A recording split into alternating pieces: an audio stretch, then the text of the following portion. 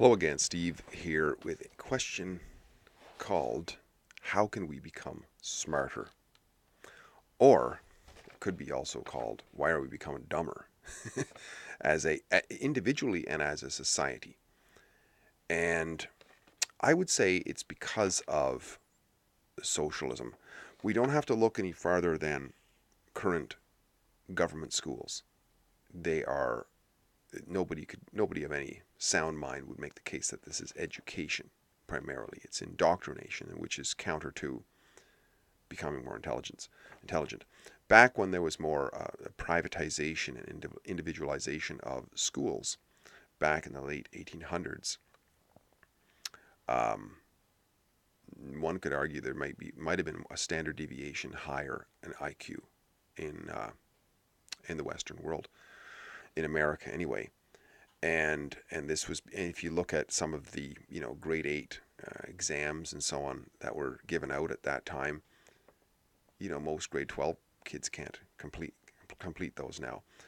And of course, a lot of kids didn't even go farther than that into school, and they would come out at 12 years old or whatever and go into the workforce. And today that's considered to be child slavery and so on. But what do we produce today?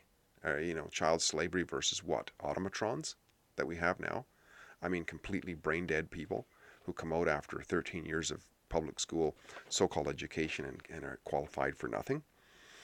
No, so I heard it once said, might have been with Stefan Molyneux, but he made the case that government is where stupid people compete. And when you have a society that relies heavily on socialism, which is central control from government, you have socialism in its various different forms. And if you look at that, you look at what happens in government versus what happens in a free market or a free people. I just made a simple little list here of different things. On the government side, you see no innovation whatsoever, right? I mean, think about what it is that the government does. The government basically operates under the concept of what's called a gun in the room, right? Do what I say, or I'll shoot you, imprison you, or whatever. That's how they steer the ship of state, is with legislation. And at the end of legislation is serious consequences if you don't obey. Well, all the stuff that they used, the guns, they didn't invent them. Guns were invented in the free market.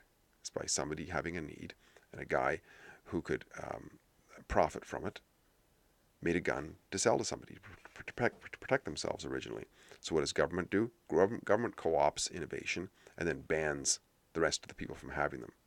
So that's what that's an obvious admission that we can't compete. Government is obviously admitting that we cannot compete with you, because what we're going to do is we're going to threaten to kill you if you have what we have, right? Our big babies called cops can walk around with guns, but how dare you do that, right? So no innovation there. Innovation on the free market side. Government steals. Government produces nothing. Government, it's called taxation, but like the old saying, a rose by any other name is still a rose. It's still confiscating money. On the free market side, people produce. Like, if you're genuinely in a free market, like, you're not a thief. If you want to get resources, you have to produce something. You have to produce a good, you have to produce a service, what have you, and you have to go into the market and exchange that.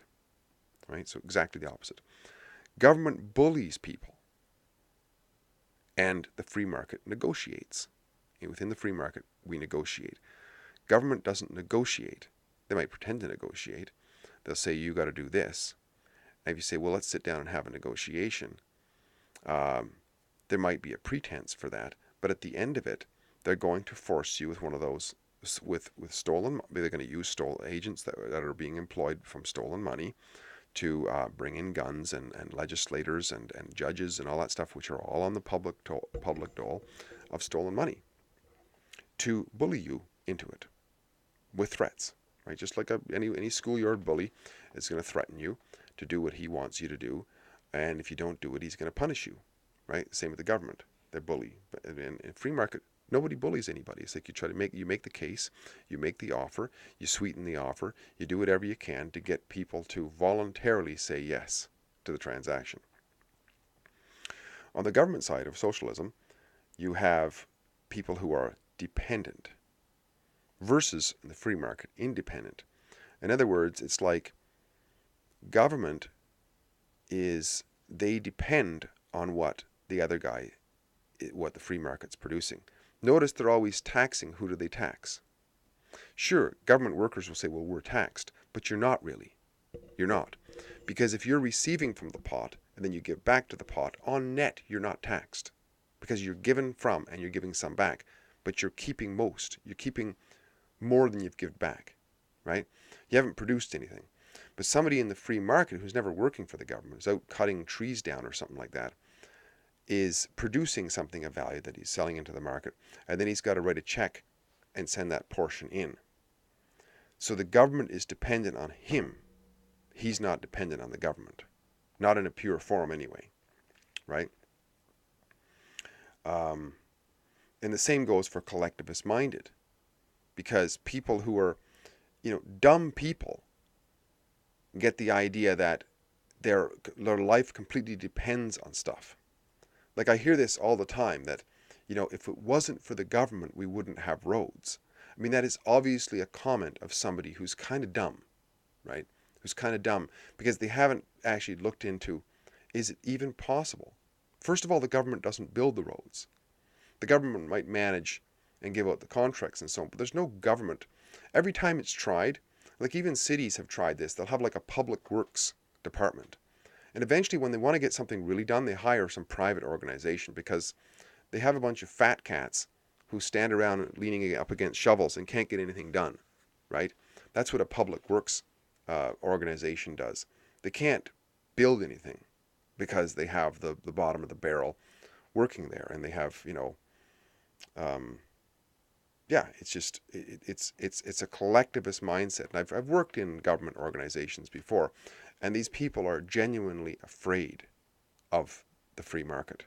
They're genuinely afraid of it because if they were ever out of their government job, they would be completely inadequate in a free market.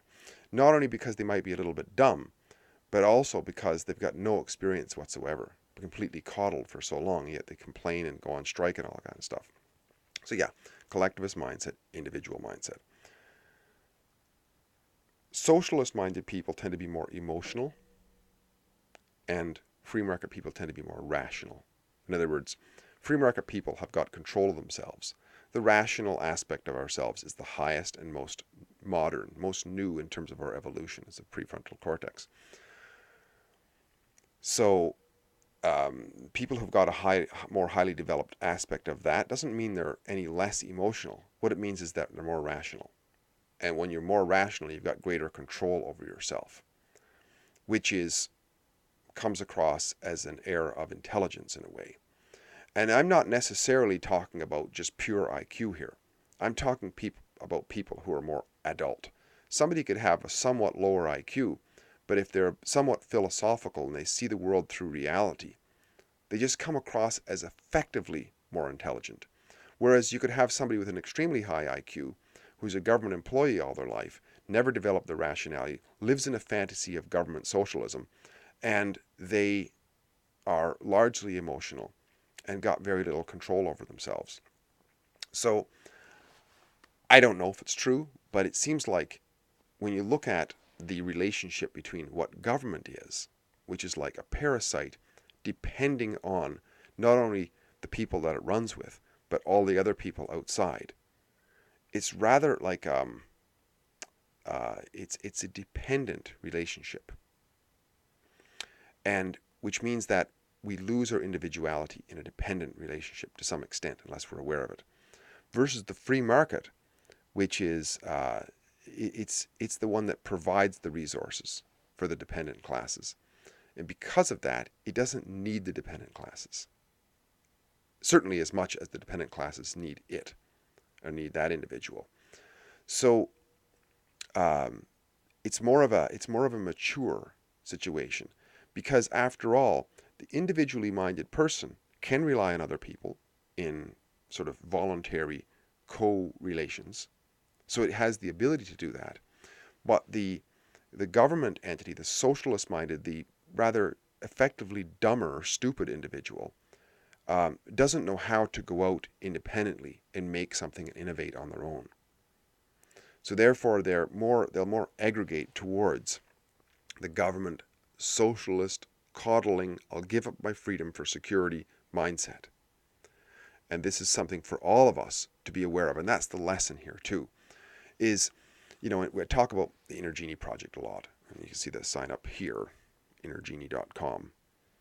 That's part of the project here, is to help people to see their own resourcefulness within, their own abilities, their own inner genius, their own unique genius in a way.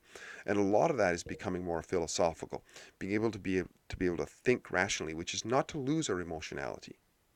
Is to be able to use it more effectively, to have some control over ourselves, and to become more able to innovate, to produce, to negotiate, to be independent, individualistic, and rational.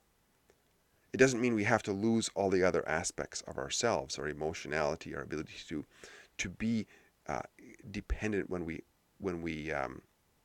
it's voluntary and so on. But it also is a thwart against our tendency to bully, our tendency to be thieves, our tendency to be, lazy and not so curious so that we don't innovate. Our tendency sometimes to rise into emotional, irrational judgments and get triggered on stuff like that. So, yeah, I would say that I would agree that government is where stupid people tend to compete. And stupidity, once again, is not, I don't think it's necessarily genetic. Although there is, we're all born with a tendency to be a certain height, and with hair color, eye color, and so on. And intelligence would be a part of that. It would just make sense. I don't have any empirical evidence for that, but it would make sense that it is. But there's also things that we can do to help ourselves with that. And if we wallow in this government socialist mindset, it certainly isn't going to help. I know for years when I worked in this socialist government mindset arena, it was just like poison to my mind. I remember one time I worked in this government organization, and they went on strike because they wanted the industry standard in money. And meanwhile, I knew people there who were like, I saw these people, violent on the picket line, who were yelling at people and carrying around sticks and stuff like that. With one individual, I remember he would go to work and sleep during the day, and yet he was complaining that he wasn't paid enough. I mean, talk about an unreality. And I basically just quit. I couldn't stand it. I'm not going to walk your damn picket line and complain that I'm not getting paid very much when I got to walk around and work at work and look for work because there's nothing to do. I mean, this is government jobs. It is a mind rot. It is I could have been completely stupid and kept that job. I mean, that was the requirement for it, was just basically show up.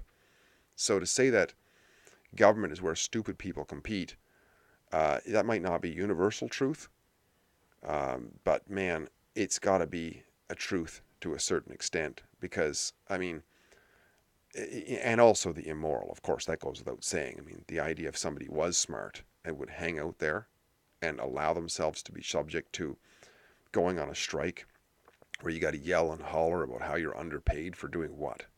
For doing nothing. I mean, literally, I saw people who slept during the day when they were supposed to be working. But of course, there was no work to do, so it was a government job, after all. Produce nothing, no innovation, and steal rather than produce. Steve here again, great chatting. Well, if we can learn something from this, it's, hey, join the Innergenie project. And not that you learn a lot from me necessarily, but through the process, become more innovative, more productive, more individualistic, more empowered. Find that within yourself and become effectively smarter. Talk again soon. Bye for now.